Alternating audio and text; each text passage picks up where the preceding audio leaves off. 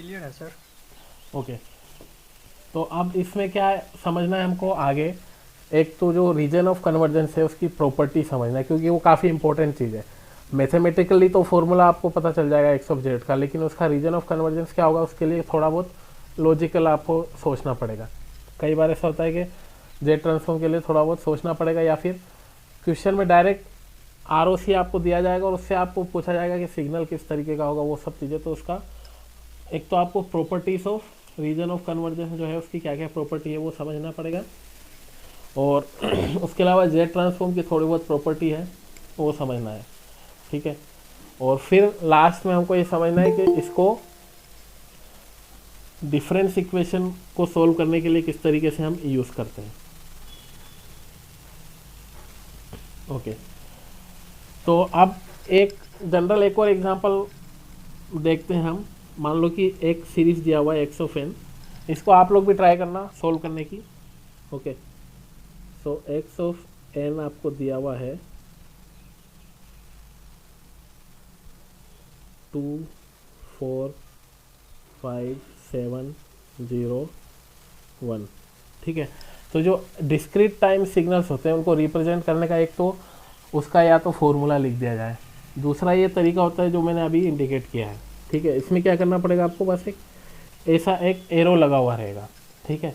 तो ये जो सीक्वेंस है, इस एरो का मतलब ये है कि ये जो सीक्वेंस है वो n इक्वल टू 0 वाली टर्म इसमें 5 है।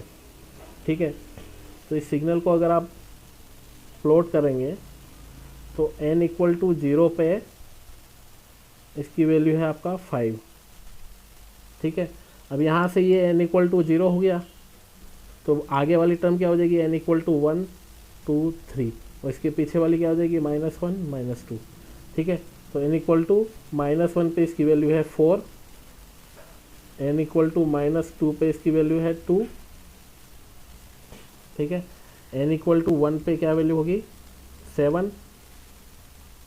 ठीक है। n इक्वल टू 2 पे 0 है और n इक्वल टू 3 पे 1 है। तो ये इस तरीके के सीक्वेंस है, उसको ऐसे भी लिख सकते हैं हम डायरेक्टली एज ए सीक्वेंस। ठीक है। तो कोई भी डिस्क्रीट सिग्नल है आपको, वो बेसिकली एक सीक्वेंस है। ठीक है। अब इसका आपको इस सिग्नल का आपको जेड ट्रांसफॉर्म निकालना है। ठीक है। इसका एक्स ऑफ जेड निकालना है, जेड ट्रांसफॉर्म क्या होगा। तो अगेन उसी तरीके से n equal to minus infinite to infinite X of n multiply by Z to the power -n कर देंगे। ठीक है। अब इसमें क्या करते जाना है, n की वैल्यूज रखते जाना है। अब n की वैल्यू कहाँ से कहाँ तक रखनी है हमको, -2 से 3 तक रखनी है, क्योंकि उसके अलावा तो बाकी सब 0 है ही। तो X of Z equal to, सबसे पहले n इक्वल टू -2 रखते हैं। ठीक है। तो x ऑफ -2 क्या है आपका 2 multiplied by Z to the power -n। तो n की वैल्यू क्या है -2, माइनस माइनस प्लस हो जाएगा वहाँ पर, तो ये हो गया जेड स्क्वायर। ठीक है। प्लस n इक्वल टू -1 रखोगे तो x ऑफ -1 क्या है 4 into Z to the power -n, तो वो क्या हो जाएगा z हो जाएगा, माइनस माइनस प्लस हो गया। प्लस x यहाँ पर n की जगह 0 रखना है, तो x ऑफ 0 क्या है, क्या वैल्यू था 5 था, प्लस जेड टू पावर 0 तो 1 हो जाएगा वो, प्लस आप 1 रखेंगे n इक्वल टू 1, तो x 1 क्या हो जाएगा 7 और Z to the power -1 plus n equal to 2 रखेंगे तो 0 हो गया, क्योंकि x ऑफ 2 इक्वल टू 0 है। अब n इक्वल टू 3 रखेंगे तो क्या हो जाएगा 1 multiplied by Z to the power -3। ठीक है। तो ये जो सिग्नल था ऊपर, इसका जेड ट्रांसफॉर्म इस तरीके से आ गया। ओके। अब यहाँ पर इसका पूछा जाए कि रीजन ऑफ कन्वर्जेंस क्या होगा, आरओसी क्या होगा। ठीक है। तो मान लो ऑप्शन आपको दिए जाएंगे इस तरीके से कि रीजन ऑफ कन्वर्जेंस, मान लो ऑप्शन ए है 4 -2z <3, जो कि इसका रेंज है। ऑप्शन बी है मान लो entire Z plane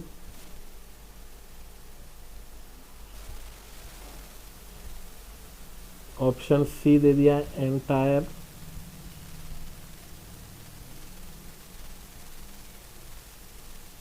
jet plane except at z equal to infinity. Option D दे दिया एंटायर जेट प्लेन एक्सेप्ट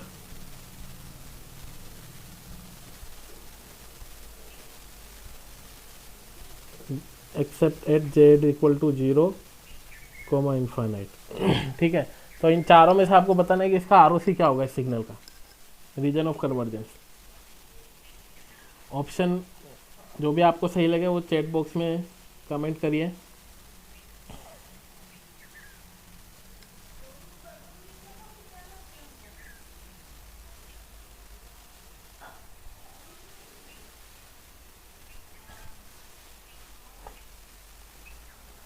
जल्दी जल्दी कमेंट करो सब लोग।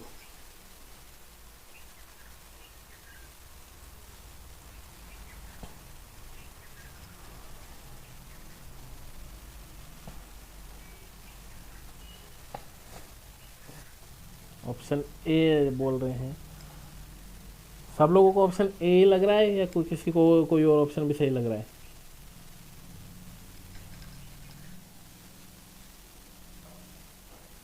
देखो ये ऊपर इस तरीके से आ रहा है आपका एक्स ऑफ जेड, ये दिख रहा है आपको यहाँ पर, और इसी को देख के आपको बताना है कि क्या हो सकता है। ठीक है, तो एक तो जो भी सीक्वेंस या समेशन कन्वर्ट कब करेगा, कन्वर्ट करने के लिए ये है कि उसका कोई ना कोई रियल वैल्यू फाइनली आना चाहिए, बस ये कंडीशन है। ऐसा नहीं होना चाहिए कि उसकी वैल्यू इनफाइनाइट हो जाए। तो इनफाइनाइट जो है वो कोई रियल नंबर नहीं है आपका। ठीक है, तो आपको ये देखना है एक तो कि कोई ऐसा पॉइंट तो नहीं जहाँ पर इसकी वैल्यू इनफाइनाइट हो जा रही है। ओके, तो ऊपर यहाँ पर देखेंगे तो इसको देखने पे आपको लगेगा कि अगर z इक्वल टू इनफाइनाइट है तब तो ऑब्वियसली ये जो स्टार्टिंग की जो दो टर्म है वो इनफाइनाइट हो जाएगी आपकी। ओके, तो x of z will tends towards infinity. तो इसका मतलब जो रीजन ऑफ कन्वर्जेंस है उसमें infinity z tends to infinity नहीं हो सकता। सेकंड, अगर 0 रख दिया तो भी लास्ट की जो दो टर्म है, क्योंकि z टू द पावर -1 मतलब 1/z, अगर z 0 रख दिया तो वो वाली टर्म आपकी इनफाइनाइट को चली जाएगी। ठीक है, तो इसका मतलब कि z इक्वल टू 0 भी आपके रीजन ऑफ कन्वर्जेंस में नहीं आ सकता। तो इसका मतलब जो लास्ट जो ऑप्शन डी है वो इसमें करेक्ट है। ठीक है, तो इसका रीजन ऑफ कन्वर्जेंस क्या होगा, एंटायर जेड प्लेन, मतलब जेड की और कोई भी वैल्यू रख दो आप, बस इनफाइनाइट नहीं रखनी है और 0 नहीं रखनी है, तो आपका जो सिग्नल है, जो सीरीज है, समेशन है, कुछ ना कुछ कन्वर्ट करेगा, कोई ना कोई वैल्यू देगा आपको। ओके, तो ये बात हमने समझ ली।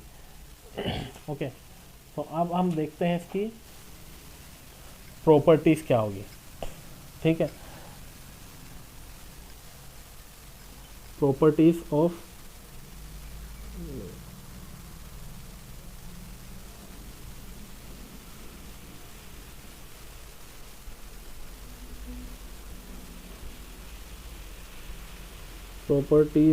ROC, रीजन ऑफ कन्वर्जेंस की आपकी क्या क्या प्रॉपर्टी है।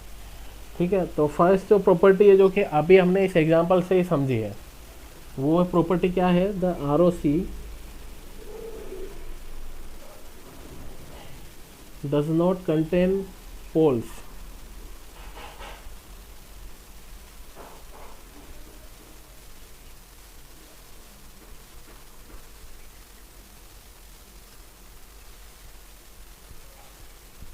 ठीक है, पोल्स का मतलब क्या है,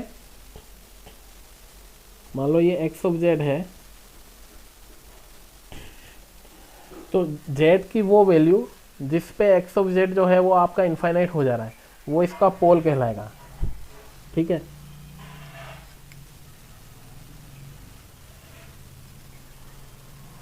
X of Z tends to infinity at pole. जो भी पोल होगा, मतलब जेड की जो वैल्यू है जिसके लिए X of Z tends to infinity कर रहा है। फॉर एग्जाम्पल ये वाला जो सीरीज था आपका 1 माइनस ए जेड इनवर्स, ठीक है, तो इसमें इसका पोल किधर है, यहाँ पर इसकी वैल्यू एक्स ऑफ जेड की वैल्यू इनफाइनाइट जेड की किस वैल्यू के लिए हो जाएगी? जेड इक्वल टू ए पे।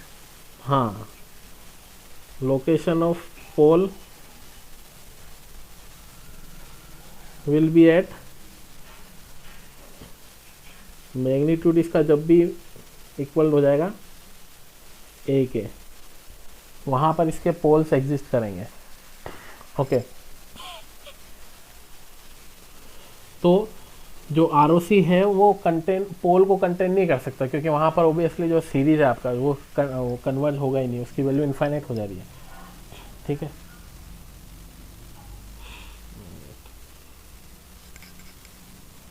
अच्छा एक और चीज़ समझ लेते हैं, जो पोल्स हैं उनको लोकेट करना पड़ता है आपको जेड प्लेन में।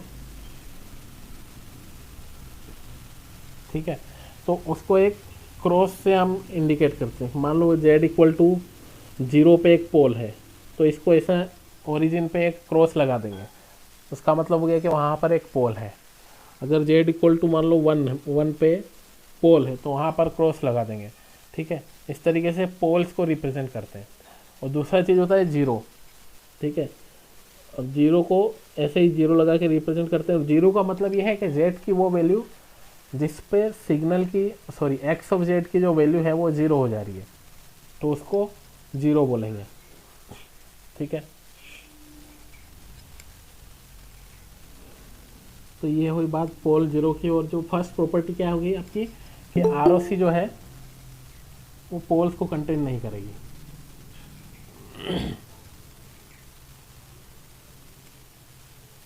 ओके, अब नेक्स्ट प्रॉपर्टी पे चलते हैं।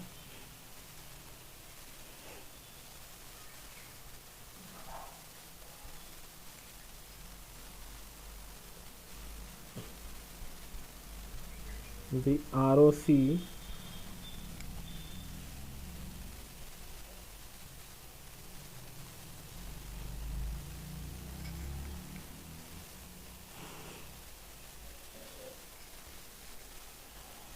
अच्छा, ये जेड जो है, देखो इसको समझने से पहले हमको थोड़ा बहुत जेड के बारे में एक और, ये जो कॉम्प्लेक्स नंबर इसको हम ऐसे भी रिप्रेजेंट करते हैं, Z equal to R A to the power J omega.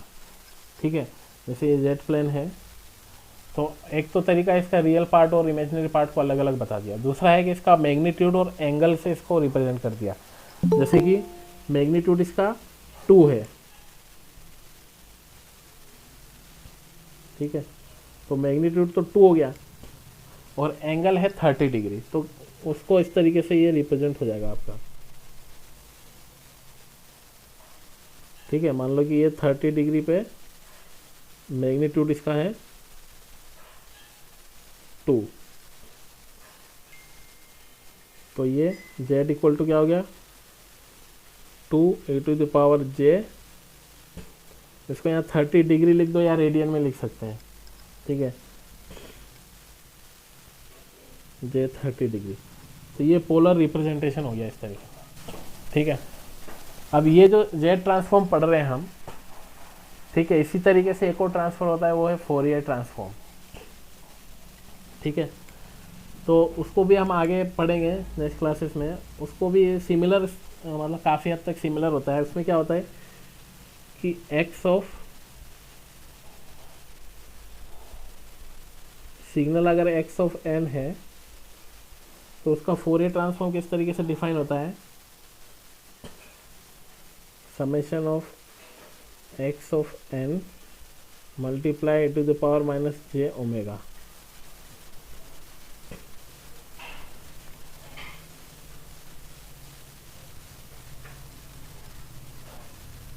J omega, ठीक है।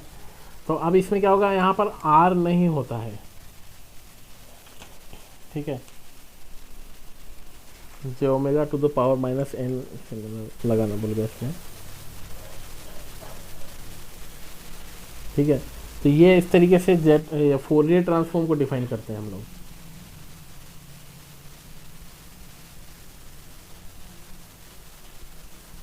क्या हो जाएगा, summation X of N A to the power minus J omega to the power minus N, ठीक है। तो अब यहाँ पर देखोगे आप, तो जेड ट्रांसफॉर्म इन दोनों को अगर कंपेयर करेंगे तो जेड ट्रांसफॉर्म में यहाँ पर आता है Z to the power minus N, और फोरियर ट्रांसफॉर्म में आ रहा है E to the power minus J omega to the power minus N. तो अब इसका मतलब क्या हो गया कि जब आर की वैल्यू इक्वल टू 1 है,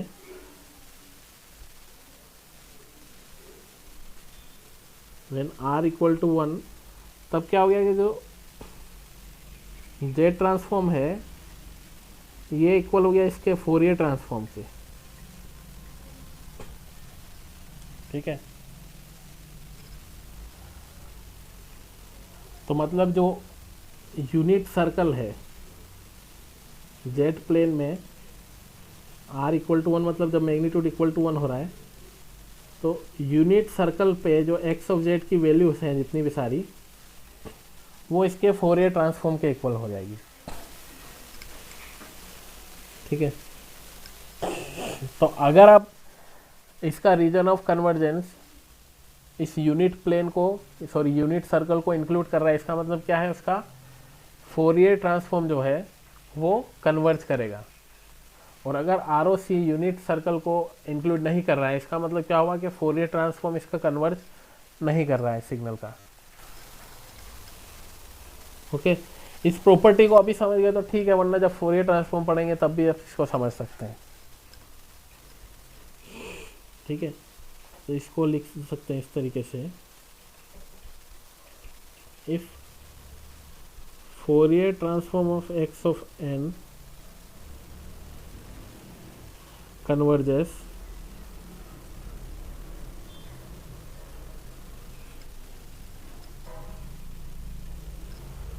then ROC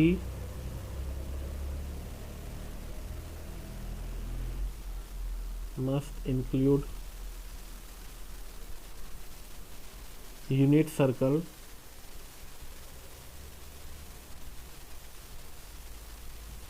in Z plane,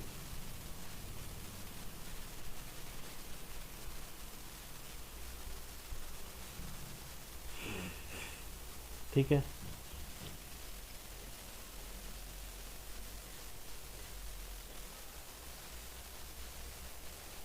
okay, अब इसके बाद नेक्स्ट प्रॉपर्टी देखते हैं।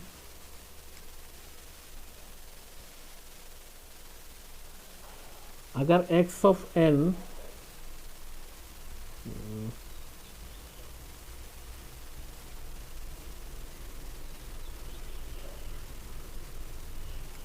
x ऑफ n आपका राइट साइडेड है,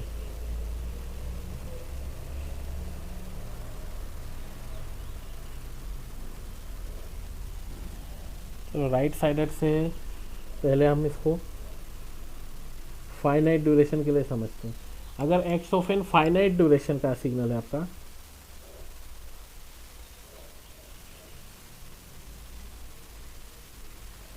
फाइनाइट ड्यूरेशन का है, तो उसका जो होगा then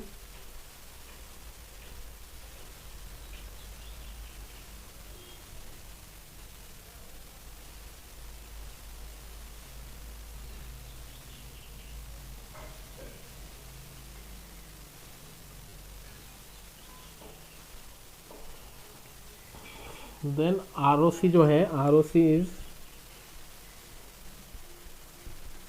entire Z plane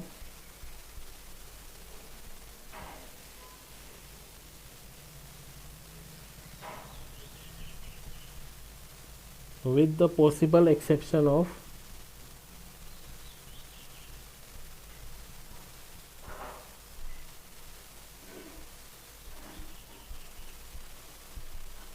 possible exception क्या हो सकते हैं, Z इक्वल टू 0,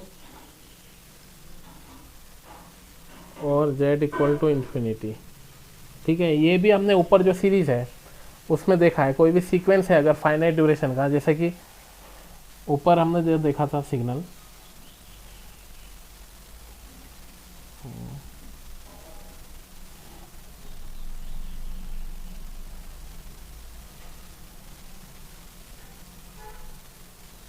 ये वाला जो सीक्वेंस हमने देखा था,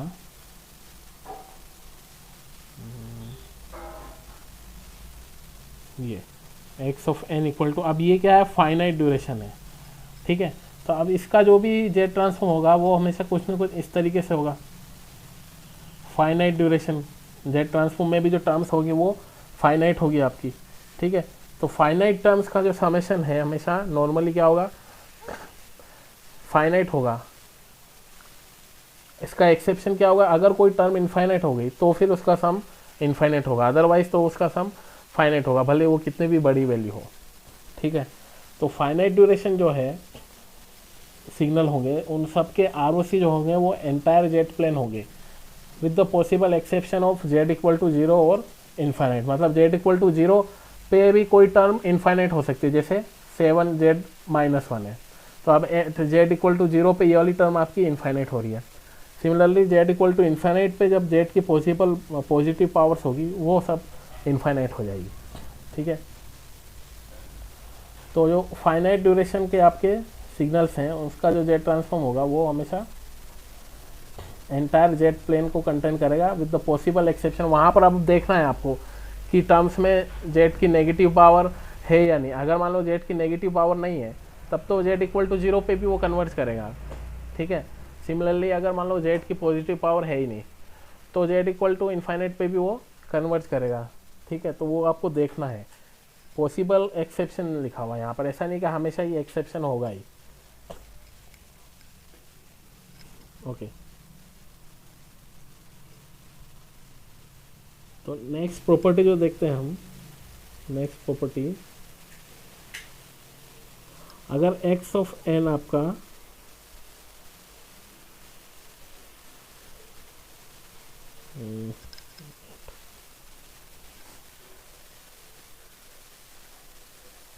एक्स ऑफ एन अगर राइट साइडेड है,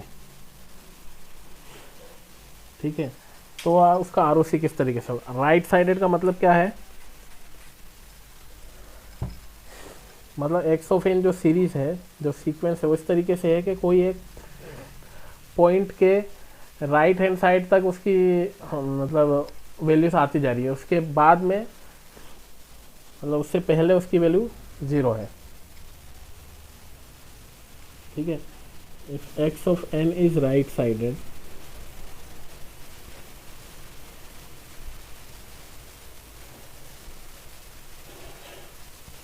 एक्स ऑफ एन अगर आपका राइट साइडेड है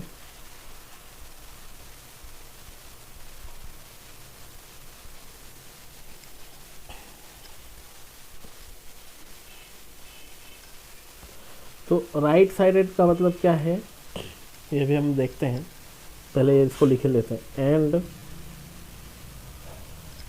mod of Z equal to R0 is in ROC,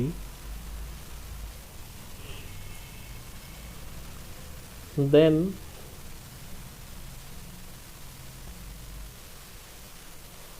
all finite values of Z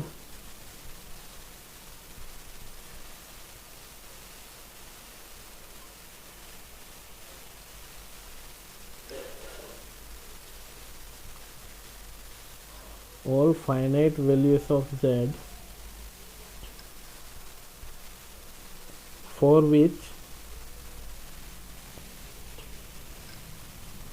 mod of Z is greater than R0 are in ROC। ठीक है, तो अगर right sided signal है और कोई एक पॉइंट आपको पता है mod of Z equal to R0 ये ROC में है, तो इसका मतलब इस सर्कल के बाहर वाले जितने भी पॉइंट होंगे वो सब भी ROC में होंगे ही।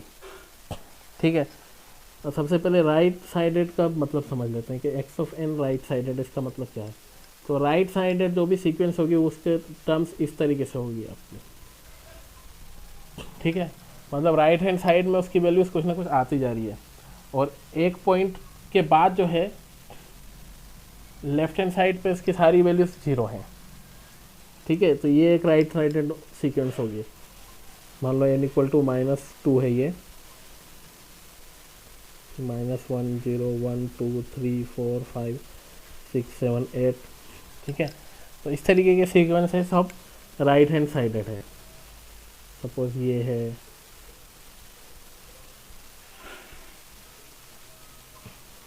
ठीक है, ये 0 1 2 3 4 5 6 7 डॉट डॉट डॉट। ठीक है, ये सब राइट हैंड साइडेड सीक्वेंसेस है।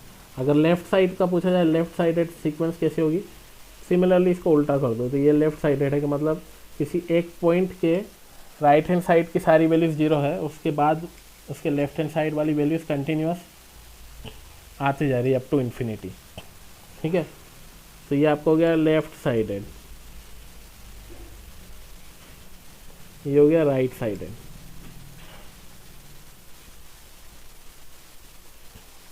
ठीक है, तो अब ये सब प्रॉपर्टीज राइट हैंड साइड और लेफ्ट हैंड साइड से आरओसी किस तरीके से इफेक्ट होगा, इसको आप इस तरीके से समझ सकते हैं कि जेड ट्रांसफॉर्म में बेसिकली हो क्या रहा है कि सिग्नल्स का मल्टीप्लाई हो रहा है जेड टू पावर -n से।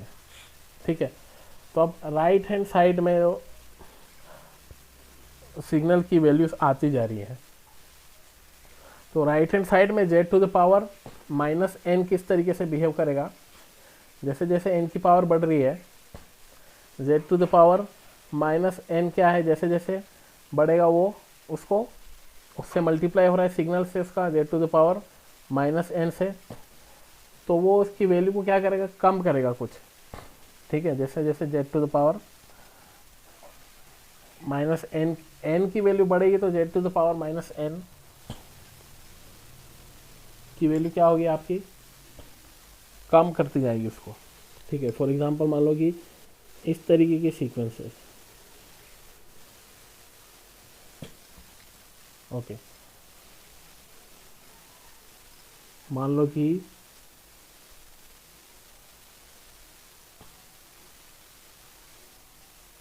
राइट हैंड साइडेड सीक्वेंस है और आपको बोला जा रहा है कि ये z equal to R naught जो है इसके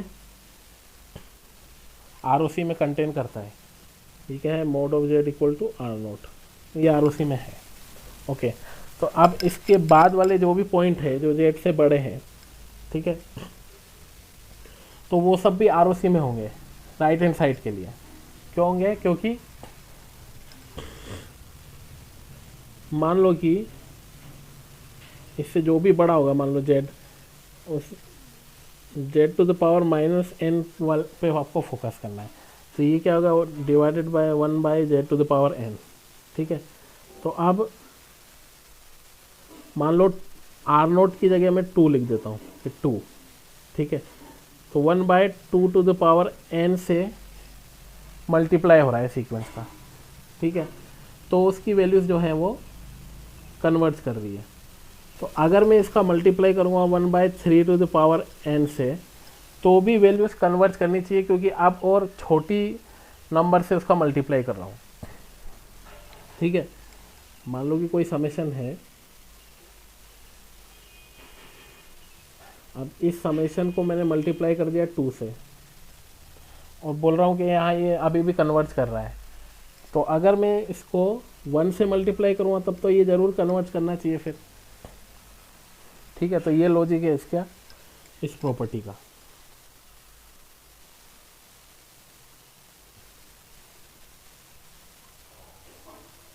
ओके,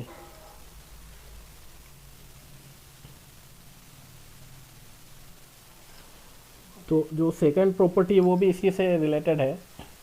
वो फर्स्ट प्रॉपर्टी और ये जो अभी प्रॉपर्टी पड़ी, इन दोनों को मिला देंगे तो क्या हो जाएगा कि अगर x ऑफ n आपका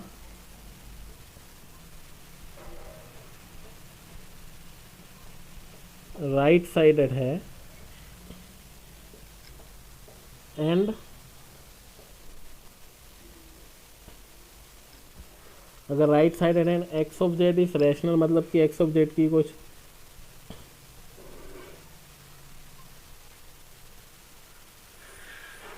वैल्यू आ रही है आपको मैथमेटिकली, जब आपने कैलकुलेट किया तो कोई वैल्यू आ रही है P/Q की फॉर्म में, देन ROC इज आउटसाइड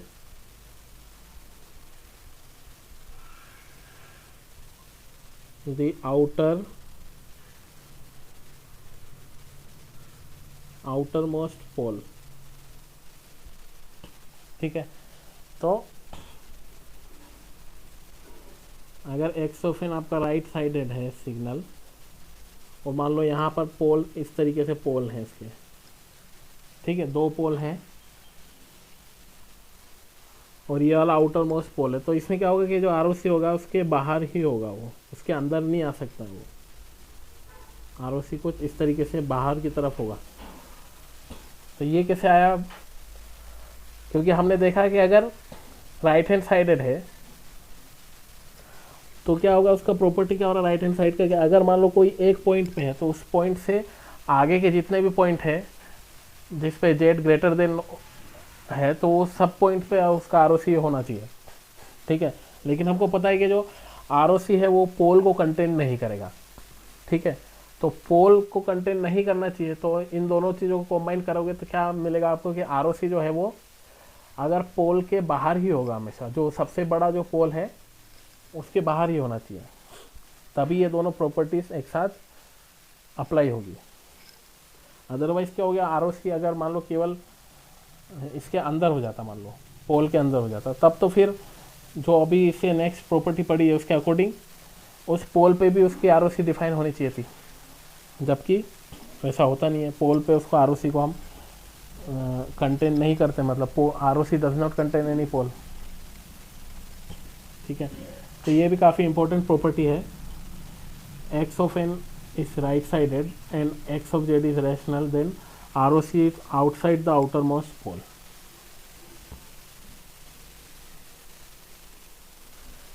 ठीक है, अब सिमिलरली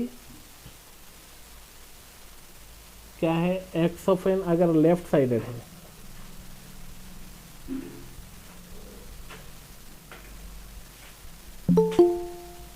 अगर x of z आपका लेफ्ट साइडेड है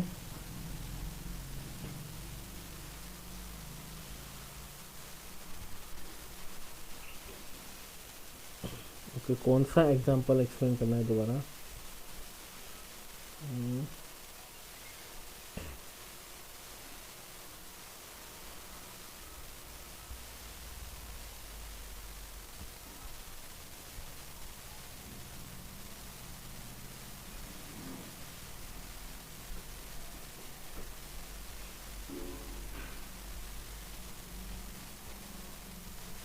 अगर कोई डाउट है बीच में पूछ लिया करो एक्चुअली, क्योंकि जब मैं इस पर लिखता रहता हूँ तो मुझे कमेंट बॉक्स दिखता नहीं है, वो मुझे बाद में पीछे जाके देखना पड़ता है।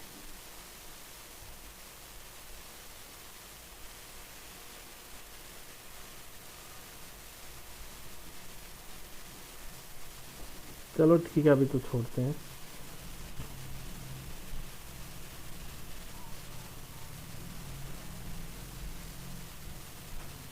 ओके, तो राइट हैंड साइड के लिए जो लॉजिक लगाया, अभी ये लेफ्ट साइड के लिए उससे उल्टा लॉजिक लगेगा। ठीक है, तो अगर एक्स एन लेफ्ट साइडेड है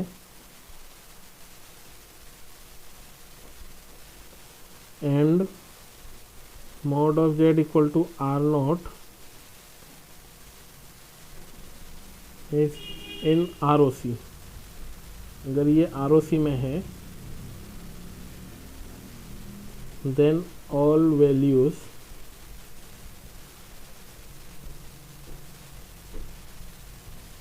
of z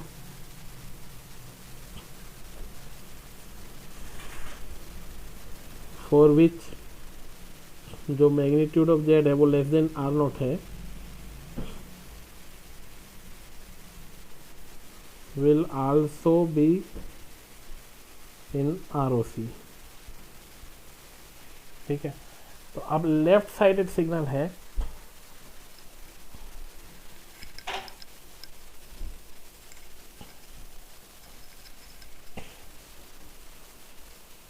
देखो लेफ्ट साइडेड सिग्नल है,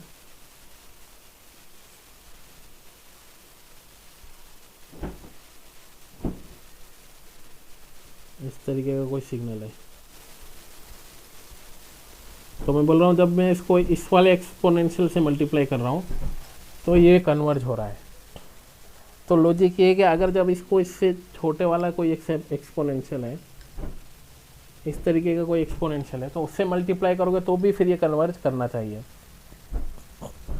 ठीक है, उसी से ये प्रॉपर्टी आपकी निकल के आ रही है कि अगर लेफ्ट साइडेड है और z mod of z equal to R naught इसके आर में है, तो जिस भी वैल्यू के लिए z की वैल्यू आर नोट से छोटी होगी वो भी उसके आर में होना चाहिए। और इसी प्रॉपर्टी का रिजल्ट आपका क्या आ जाएगा कि अगर x of n left sided है एंड जो इसका z ट्रांसफॉर्म है दैट इज रेशनल,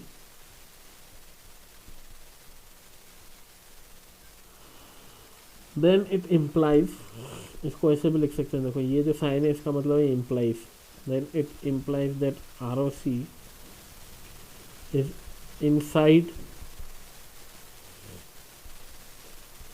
द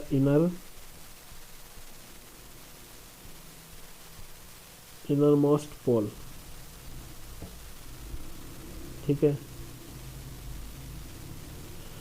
तो आपको बेसिकली ये दो प्रॉपर्टी याद रखनी है मेन। तो अगर वो ऊपर का एक्सप्लेनेशन अभी समझ में नहीं भी आया तो भी चलेगा, बस ये याद रख लो कि अगर लेफ्ट साइडेड है, सपोज ये क्वेश्चन दिया हुआ है इस तरीके से, यहाँ पोल लोकेशन दिया हुआ है, ठीक है, और बोल दिया कि आर ओ सी आपका जो सिग्नल है वो लेफ्ट हैंड साइडेड है, ठीक है, तो उसका आर ओ सी क्या होगा।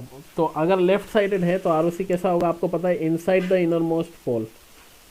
तो इस तरीके का आर ओ सी होगा उसका लेफ्ट साइडेड के लिए। और अगर राइट साइडेड है तो आउटसाइड द आउटर मोस्ट पोल, मतलब ये इसका आर ओ सी हो जाएगा सिग्नल का, जेड ट्रांसफॉर्म का। ठीक है, तो फिलहाल के लिए ये दो प्रॉपर्टीज आपको याद रखनी है हमेशा, क्योंकि इसमें डायरेक्ट ऐसे ही क्वेश्चन पूछा जाएगा कि आपको पोल 0 लोकेशन दे दिया जाएगा और बोल दिया जाएगा कि सिग्नल आपका राइट हैंड साइडेड है या लेफ्ट हैंड साइडेड है, और उससे ऑप्शनल क्वेश्चन भी बन सकते हैं। उसमें 4 ऑप्शन बना देगा कि आर ओ सी एक में बाहर निकाल के दिखा देगा, एक में अंदर बना देगा, एक में दोनों के बीच में बना देगा, रिंग के बीच में। ठीक है, लास्ट जो प्रॉपर्टी है वो भी लॉजिकली इन्हीं दोनों प्रॉपर्टी से आ रही है, उसके ऊपर वाली से। वो ये है कि अगर x of n is 2 sided है,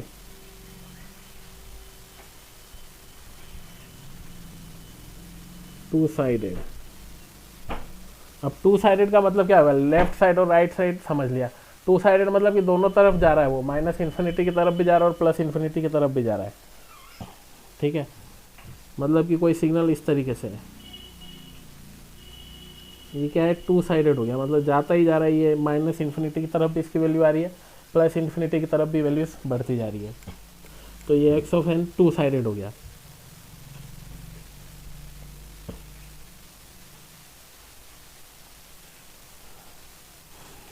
एंड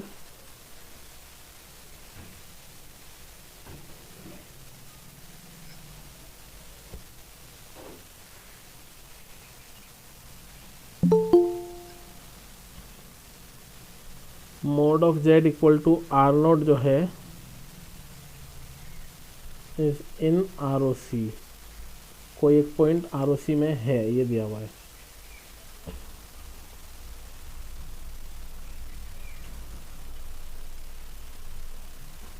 ओके, तो इसका क्या मतलब होगा, so this will imply that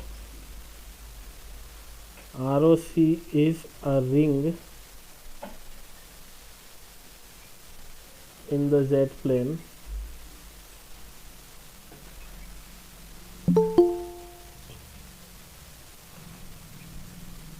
which includes the circle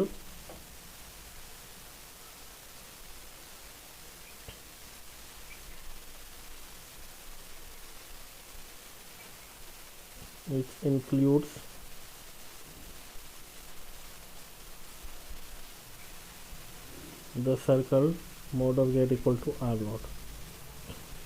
ठीक है, तो टू साइडेड सिग्नल है, अब उसका आर कैसा होगा। ठीक है, तो टू साइडेड सिग्नल जो भी होंगे उसके आर हमेशा इस तरीके से होंगे, देखो रिंग के शेप में होंगे, दो सर्कल होंगे और आर इनके बीच का कुछ पार्ट होगा।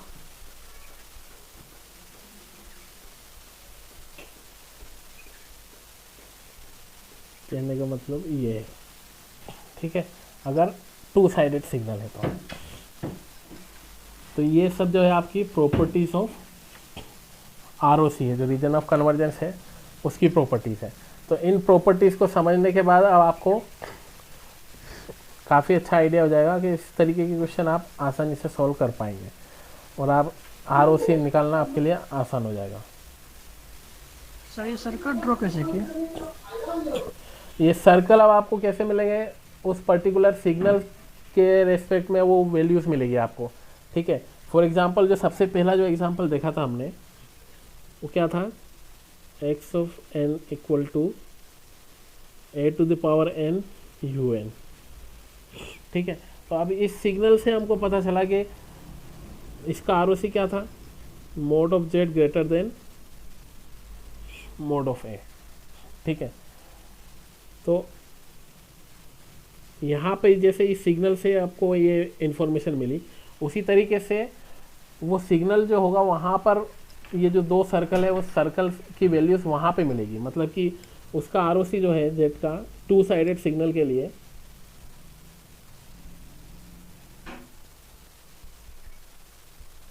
For two sided signal, question के अंदर कुछ ऐसा कंडीशन आएगा कि आपका आर ऐसा निकल के आएगा कि आर जेड जो है वो अल्फ़ा से तो बड़ा है लेकिन बीटा से छोटा है। इस तरीके का क्वेश्चन के अंदर से वो कंडीशन निकल के आएगी। ठीक है, तो वहाँ से अब छोटा वाला जो सर्कल है वो क्या हो गया, अल्फ़ा का हो गया, ये अल्फ़ा के इक्वल हो गया, और बड़ा वाला सर्कल बीटा के। तो जो जेड की वैल्यू है मोड ऑफ जेड की इन दोनों सर्कल के बीच में कहीं पे होगी। ठीक है, तो ये प्रॉपर्टीज ऑफ आर हो गया। ठीक है, अब यहाँ पर ये चीज़ ध्यान देने की एक और चीज़ है, इंटरेस्टिंग पॉइंट ये है कि कई बार जो सिग्नल का Z transform x of Z जो है वो आपको सेम दिखेगा कि दोनों सेम ही है, लेकिन हमेशा आर से उसको डिफ्रेंशिएट किया जा सकता है। ठीक है, फॉर एग्जांपल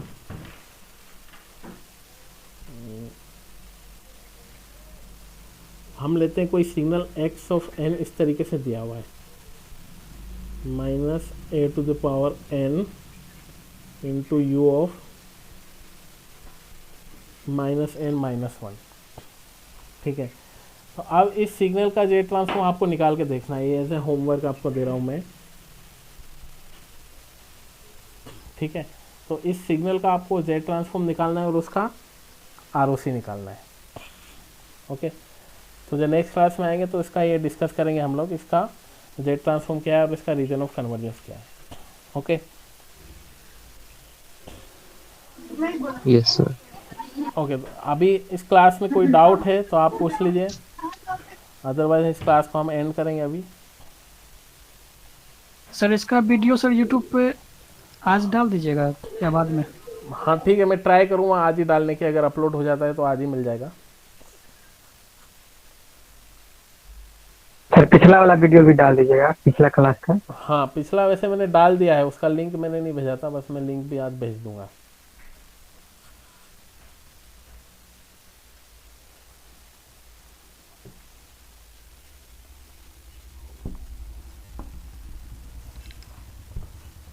ओके, तो ठीक है, नेक्स्ट क्लास में मिलते हैं।